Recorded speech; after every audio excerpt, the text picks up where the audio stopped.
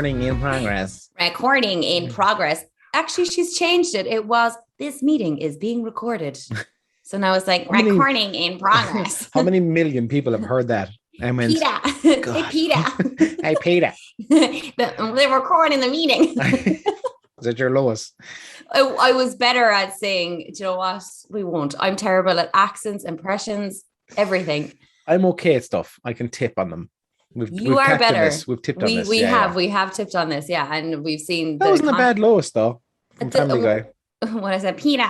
Yeah. Hey, Peter. Hey, Peter. You have the nasally tone anyway. I think that's the only thing I have. But anyway. What is the story? Jay, how are you doing? We're virtually reunited, but we'll be physically reunited next week, and I can't wait to see you. I've missed you. I know, missed your face, kid. It's been quite a while. Come here. How is it? Okay, it's amazing. Digital nomad. Yeah. So hello everyone who hasn't heard my voice in like a month. They're like, oh shit. Yeah, as I said to you, I was getting DMs. They were saying we love the podcast, but we miss you too. We miss Muriel. So thank you. Yeah. Thanks. Well, yeah, I'm back. And so we're going to kind of have a chat in this episode about being a digital nomad, because there are people who are listening to this, there's a few people who have messaged me who are saying, I'd love to be able to do what you did or are doing, but I don't know about going by myself, or I don't even know where to start with it, yada, yada, yada. So a digital nomad, for those of you who don't know, it's basically somebody who can work remotely from anywhere. So a nomad are usually people who travel. So they like to work wherever and see the world. So hence nomad. And it's interesting because when I started researching this, it was originally that I was going to Bali. I was supposed to be going there in September, and I had it booked way back in like July, but the borders in Bali were still closed when I wanted to come here. So I ended up canceling that trip. But there is a big digital nomad community in Bali, because obviously Bali is stunning, and it's usually places where it's cheap cost of living, but really nice weather and really nice landscapes, so that they can afford to like pay really low rates in rent and still, make money and see beautiful places. So what I did was, and this is actually in a lot of places, is there's usually Facebook groups and they're actually called Digital Nomads in Bali, Digital Nomads in Canary Islands. I was wondering the connections and stuff, where you made them. Yeah. So if you actually look at that, there are a lot of groups like that in various areas. Now, obviously there are places that maybe don't have a bigger digital nomad community, but I'm sure like, even if you said like digital nomads in Italy, digital nomads in Germany, like it is a thing. And it's basically a community of people from all over the world who join these Facebook groups, and they post in them, they ask, like, it is kind of a community where you ask questions about housing, or, because I posted in at first where I was coming to the Canaries, and I was like, I kind of want to go to Gran Canaria because it seems like the best one. And then I wasn't sure where. So I posted in the group saying, hey, everyone, like thinking about coming to Gran Canaria, where would you recommend? And then everyone was like, oh, Las Palmas. And like, it was kind of the general census. So then I just felt like, there was this community already of people who were, answering questions, and, I just liked the vibe of it. So that's kind of like number one, is if you're thinking about going somewhere, then type into Facebook. I know, good old Facebook, like it's good for that, to be fair. Yeah, big time. But typed into Facebook, digital nomads in, and then wherever you're planning on going. And I guarantee you there should be some sort of a group or a forum or community there. And then join that, and then ask your questions and do your research that way. So that's what I did. But I got such a good vibe off this particular group. And then they have this other kind of group. So there's this app called Mighty Networks, and it's a networking app. And you like basically can put in like events that are happening in there. There's discussion boards, there's all the members, you can put up your like little kind of portfolio. So I joined that for this particular area, Las Palmas, and everyone in there are just all digital nomads who, work here, and you put in your profile and you start connecting. And then all of the events, most of them are social events. So there's like after, it's called like after work drinks, or they have like quiz night, or they have like, and then they have other things where they have, crypto night, where they'll meet up and chat about cryptocurrency. And like there's such a community here of people who aren't just digital marketers. There's a lot of web developers and software developers. It's kind of the like, if I feel like every second person works in some sort of like web development or software development, because that is truly something you can do and never need to meet people physically in person. And then there's people who, obviously with COVID, there are some people who are like, oh, I'm an accountant, or I work in this and I work in that, but I've worked remotely for COVID, that I feel like now I can travel and my boss is fine with it once I clock in, because Canary Islands is actually the same time. It's the exact same time zone as like London, Dublin, like and either way with other countries in Europe, it's only like an hour ahead or an hour behind. So that's why a lot of people move here, and the Wi-Fi is incredible. It's so good. I was worried when we said we do a podcast. I was like, how's our Wi-Fi? I wonder. Seems better than the one in Youghal for you. Oh, it's faster than in Cork. It goes like, it's 183 megabytes. Nice. Yeah, it's so fast. So like, that's the thing, wherever you go as a digital nomad, you obviously have to do your research that there's good Wi-Fi. Like for me, I wanted good weather, good Wi-Fi, and then you can go wherever. That's it. Yeah. But yeah, so basically within that, then there's like a Slack channel, and everyone just chats in it. So there could be someone, like one guy posted saying, hey, does anybody want to use my kayak this evening? And myself and another girl just said, yeah. And he just gave us his kayak for the evening, and it's like, it's that kind of a community where if people are like, if you never really feel like you're on your own, because if you have a question, an issue, like if you're doing something, like there's always someone that will answer the question. If you feel like going for a hike, there's 10 other people that want to go for a hike. You can join in like sports activities, you can join in social activities. It's class, isn't it? And there's little WhatsApp groups for everything. So that's the thing, like I made friends within a couple of days. And then you just hang out with the same people, and then you just go to all these different things, and then you go exploring. And during the day, then everyone just works, and then they meet up in the evening or early morning. So yeah, it's amazing. And I would like, if you obviously, I mean, I know that you can't, Jay, because you got a house and a wife and a beautiful son. Honey, I'm going to get a pack of cigarettes. I'm going to have to get milk. Yeah, I don't even smoke. I just never come back. That's awful. Yeah, but I think for anybody who, and I said this, about like me going to Toronto as well, for like, I always say, if you can go away and get work experience in a good country like Australia or Toronto or London or wherever, and get that work experience, do. But if you want to go somewhere, for a month or 2 months that, you're probably more established, you're a bit older, and you don't want to go do the Australia thing, and you don't want to go and do the Canadian thing, because you're like, I feel like I don't want to go away for, 2 or 3 years.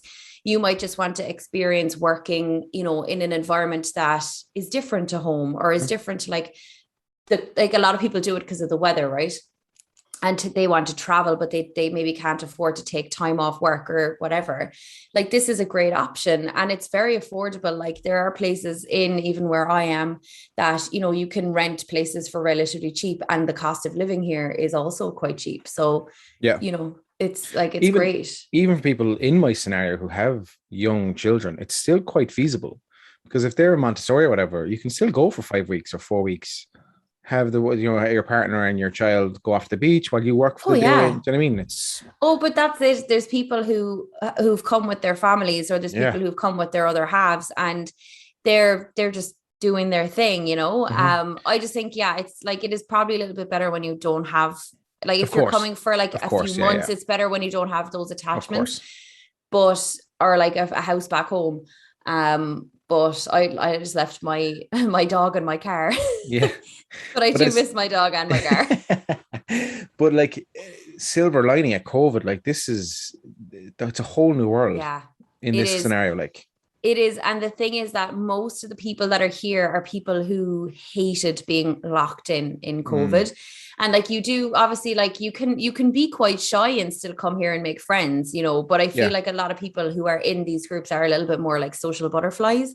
So they're like, oh my God, people, you know, oh my God, plans. Oh my God, we're going out. Oh my God. Like, kayaking. So yeah, like, and we do karaoke nights and everything, and everyone's just up for the crack, because I think that it's like amplified the need to have more fun. I think COVID has, because it's like you're locked in for so long, and these are all of the things you wanted to do, and now you can do them. So you want to do them even more, you know, and you just want to put everything into them. So how's that balance though? Because like, yes, you're there 10 to 4, 10 to 5, or whatever, 10 to 3 is work mode. I'm in work mode. Yeah. But once you log off, it's not, I'm in home mode. You're in holiday mode then. Yeah. Like I was chatting to Kira yesterday, and she was like, their Tuesdays is a Saturday or something. It is. Said. Yeah. Yeah. See, that's something I had to kind of, that when I found that out, I had to like move calls for like following weeks, because I was like, I can't function on Wednesdays. But that's the thing. So like Tuesday nights is kind of the Nomads anyway. It's like the biggest night out. So you meet up. It's the after work drinks is actually on a Tuesday, and then there's karaoke, and then it's just, yeah. So like, but you literally switch off. And because like where my apartment's on the beach. Like it's right on the beach. I'm looking out, I can see the sea, I see the waves. It's stunning. And so when I clock off, I'm like, I'll be in the beach in 60 seconds. I'll be swimming in 2 minutes time. And I think that is like, that's the thing, you switch off, because I think that like even remote working, if you're doing remote working and you're still doing it at home, your laptop is still within, arm's reach. So if you get an email and you're like, like, you're like, you know what, I might actually just do an hour's work this evening, so I don't have to do it tomorrow. Or I might just get a head start on that, so I don't have to do that tomorrow. That was basically my life for a year and a half, was just constant, like day to night. And I never really fully switched off because my laptop was always there. It was so close to me. And I think that here you just leave, like you just go outside or you meet friends. And like, when you do that, it's like when your battery dies in your phone, you're like, well, I can't use it. I can't, I can't talk to people. And then you feel a little bit of a sense of like, oh, well, like, if something's burning, it's burning, and and I think that's kind of the feeling of like, it can wait, and it always can wait, so I was opposite this morning. Like I woke up and Dave, my business partner, messaged me saying, hey, can someone authorize the payments for the staff? Once I was on my laptop, like this is 7:05, I was on my laptop, and then I edited a video, I didn't work emails, I made white breakfast obviously and stuff, but like, it's just that balance. I should have said, yeah, I'll do it at 9:00. But the fact I was up at 7:05, I had literally edited a video. I have my very sexy to-do list, if you can see it, all scratched off. But like, I got some stuff scratched off, but at what cost is a question. Do you know what I mean? See, that's it. Not having breakfast for my son. But see, there you go. And I think that like when I was at home, and the thing is, I mean, I know it's different now that obviously we are able to leave our homes and able to see people. So people have kind of cut back a lot on overworking. But for me, I set my like task list, and so what I do from like to be productive over here, because I actually did struggle my first few days, because I kept like, it's such an Irish person thing. When the weather is nice, and you look out, you're like, oh, Jesus. I should be out guilty. I feel guilty. That's it. Because I'm like, oh my God. And then in my head, I was like, you have this every day and you're not going anywhere for a while. So, I think I had to I struggled a little bit with that, where I was like, when I was outside, I was thinking of the work I needed to do. When I was inside, I was thinking of the sunshine outside. So I just it took me a while to kind of settle into a work routine here without feeling guilt both ways. But what I do is when I have my task list, I've actually stopped writing every single thing that needs to get done. And I've started just actually being realistic about stuff I can get done today, because I feel like, when you make a to-do list, it's things that need to get done generally. And then you get so overwhelmed by the entire list that I'm just like, no, I need to do actually like 3 or 4 bigger things today. So I'm going to put them on the list. I'm just going to physically write those. And then if I get them done, I'll put another thing on the list, because I feel like you know, the way when you tick 4 things off, but you've 12 things on your list, you feel like you've underachieved and you don't celebrate what you've actually achieved. I started to do that and then feel guilty and then feel overwhelmed and then feel stressed. So now I just put what I need to get done on the list first. And then I tick them off, but I put not an alarm, but I put a timer on my phone. So I'm like, realistically, how long is this going to take me? 45 minutes maybe. So then I'll put a timer of 45 minutes on my phone. I'll throw my phone into the corner of the room, and then I'll work on that for those 45 minutes, because I'm aware that there's an alarm that's going to go off. And for me, it's working. Like, and then super interesting. Yeah. And then when you get, like, if you're ahead of yourself by 15 minutes, still keep the alarm on, but go make a cup of coffee, or like go to your balcony and like look at the view. You've earned that 15 minutes. Yeah. So that's kind of how I've been working, and it's worked for me. And I feel like, obviously, still, like, you still get that guilt as a business owner all of the time when you're having fun. Come here. And you're thinking about all the things you need to do, but it's of a lesser extent when I'm here, because I'm like, no, just enjoy yourself and, you know, get the work done that needs to get done. And like, but I mean, you still can't switch off fully, but I've definitely cut it back a lot. And last week I was, because obviously I have the food trucks, I work weekends. So I have one day off a week. I work kind of 6 days, and I kind of make sure I have one day off with the family and stuff. Yeah. But last Wednesday I had a morning off. And it was kind of what we do with every second morning, myself and Jules, is we wake up with Wyatt. So every second morning I'll get up at 6:30, 7 with him, and Jules the next morning. And we kind of, it's not a sleep in. You're up at 7:30, 8 o'clock anyway. The next, you know, it's not a massive sleep in. Yeah. But on Wednesday I had a sleep in till about 9:45, because I had no call. I had a meeting at 12 in the city. It's 10 o'clock. Mayor's the fucking guilt I had when I woke up. I literally felt, I was like, I felt in my chest that I shouldn't have slept in that late. It's crazy. It's crazy, but it's what it's like. And the thing is, there's absolutely nobody like hanging over your head going, hey, it's you. I picked up my phone and looked, and my, like, I've obviously notifications there now. I had no notifications whatsoever. I think I might have had an Instagram notification of someone liking something, but like, I was like, no one's actually looking for me. Why am I feeling guilty? Like, I'm not meant to be anywhere. I've kind of earned this sleep in. Yeah. It happens. I think it actually happens to everyone.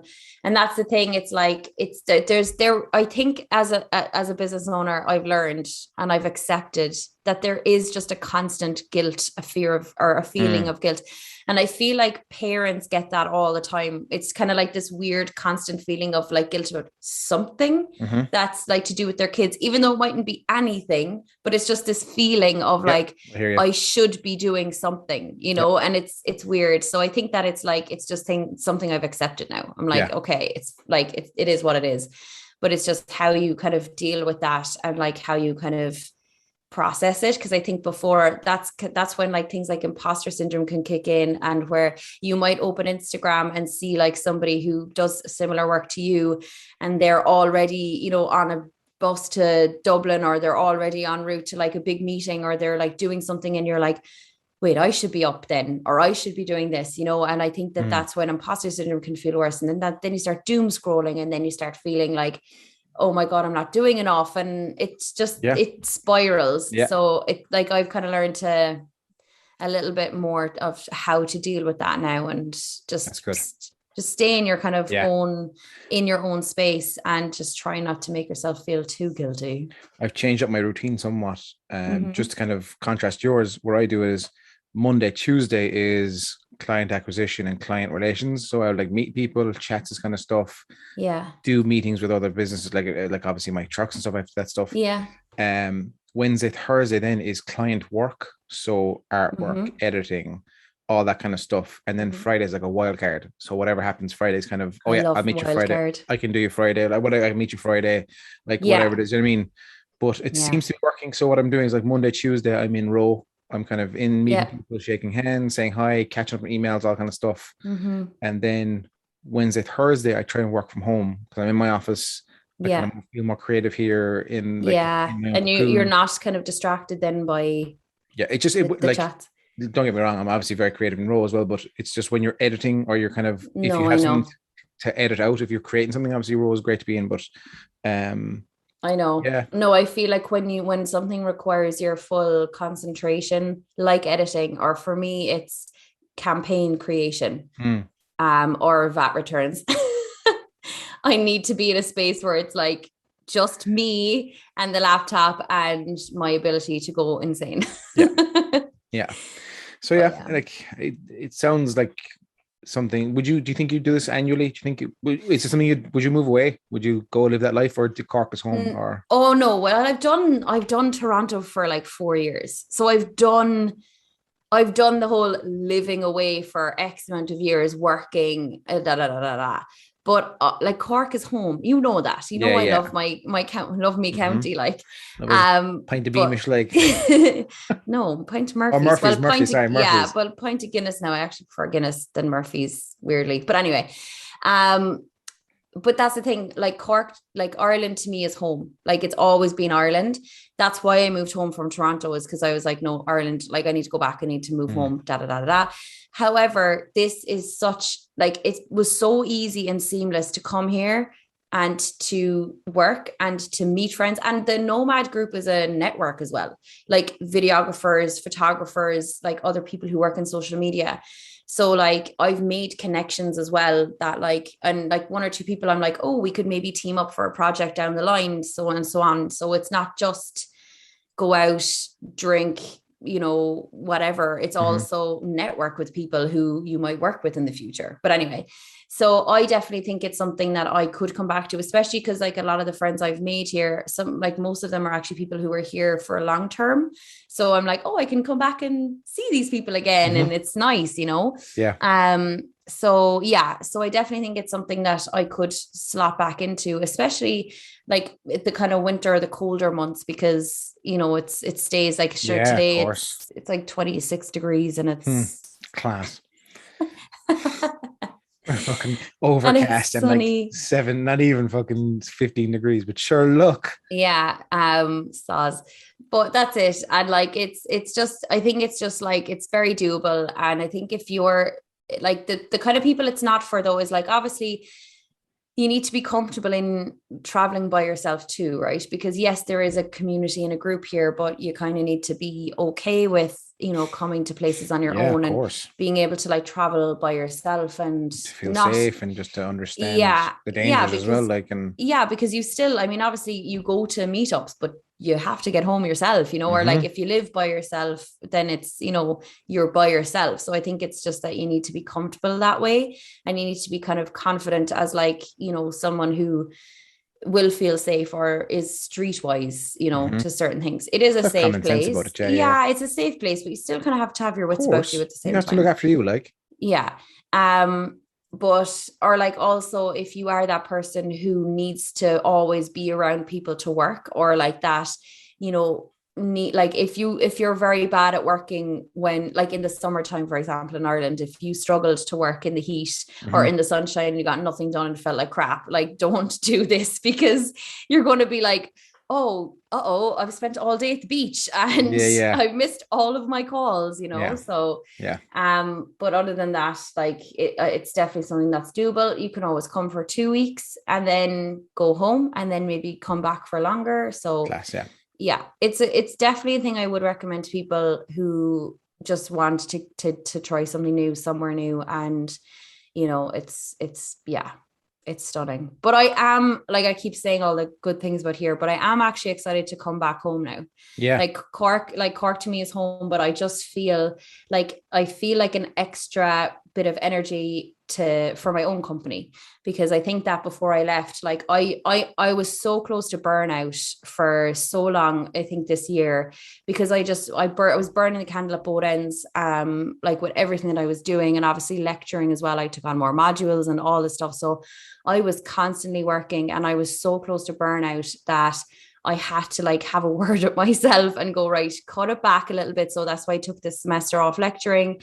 That's why I kind of like cut down a little bit on the work I was doing, so I could actually get back to a normal routine, because I was like doing, like, there could have been 3 of me in my company at one stage, Yeah. And then I just, like, and then your kind of creativity gets a little bit, it suffers a Whereas, bit. yeah, of course. Yeah, your creativity suffers, your kind of forward planning and future planning for your business suffers because you're not thinking about that. You're thinking about your clients, you're thinking about your deadlines, you're thinking about your campaigns, you're not thinking about your business. So that's kind of what I wanted to do over here, was just have a little bit of more kind of headspace and a new environment to be able to see that far ahead, or to plan a little bit further. You need to be over the bit. Like I said this to John as well, like you need to be over this. You need to be over your business, not in your business.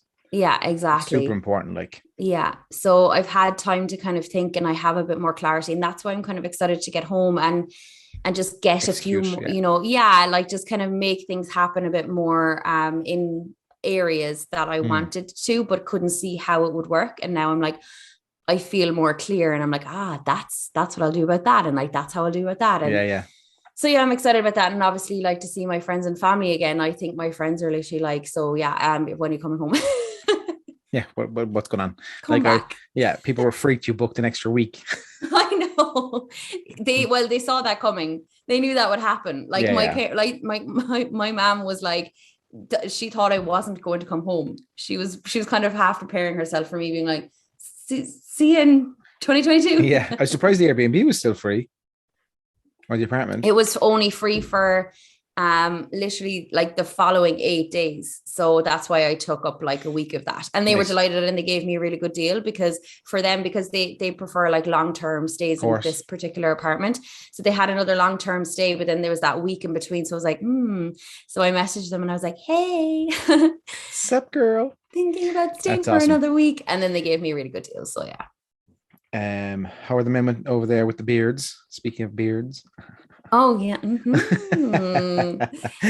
Yes, nice little segue there. It was an awful segue, wasn't it? It was terrible. Like, I wasn't really sure what you were asking. At first I also thought you said, how are the women over there with the beards? And I was like, well, I mean, it is very LGBTQ friendly, but wow, Jay. Interesting segue.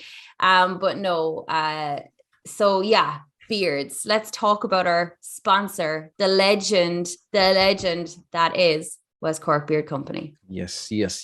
Colin and the team. Legends. Yeah. Again, like, this is the first proper conversation we've had on air about it. And we're delighted.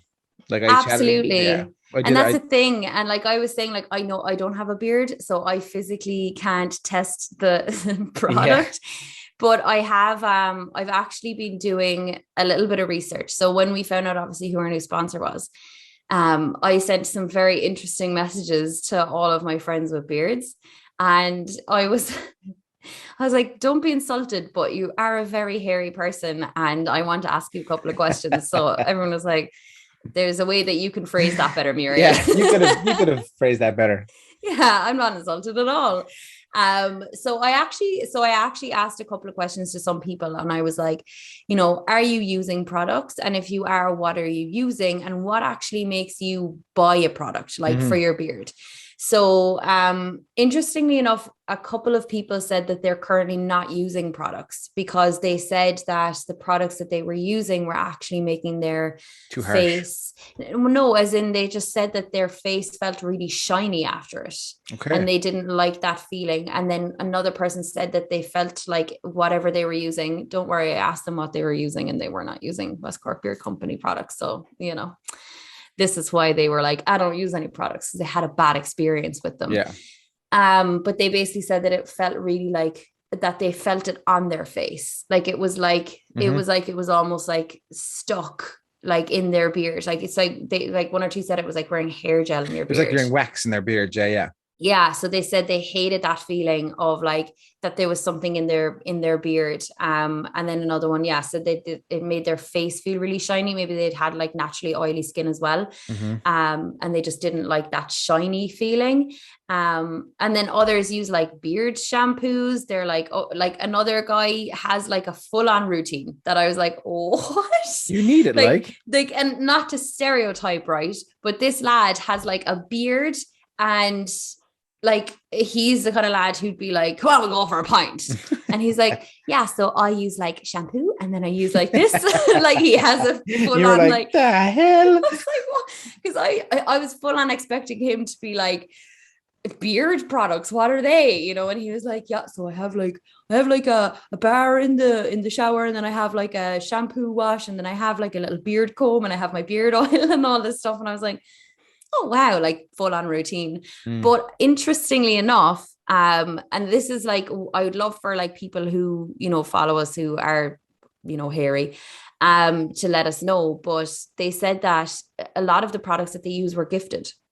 Okay. So, but like I can kind of understand that, because when you're looking for a gift for a partner, a significant other, a friend who's a man who has a beard, like it's really hard to find. Like, I mean, you have your like Lynx set, Lynx Africa, you know, like it's either Lynx Africa or it's like some sort of beard stuff. And I think that men just kind of like, they use what they're gifted in most cases when it comes to beard stuff. So they're not necessarily loyal to a brand. And that's kind of what I've seen is like, you know, they're kind of like, and like, I'd love for you, like obviously weigh in on this when you can, but like, you know, as in like, I feel like when it comes to that, like that maybe women are a little bit more brand loyal absolutely than men. Even the scenario of like when my skin broke out a few weeks back, if you remember that. Yeah. The skin Sarah McGarry, the beauty therapist I went to, she was like, so what's your night routine? I was like, pardon? Sleeping. Yeah, I sleep. She's like, do you cleanse, do you wash, do you scrub, do you rinse? I was like, I sleep. And she's like, no, but we need to do this. So like, even having a mustache now, I'm seeing like there's dry skin and you have to just always be looking after it. And I've had like Colin is dropping something very soon, hopefully in November, secret. But just a friend of mine uses Colin stuff, and he said like his hair was kind of hard and bristly and his skin was dry.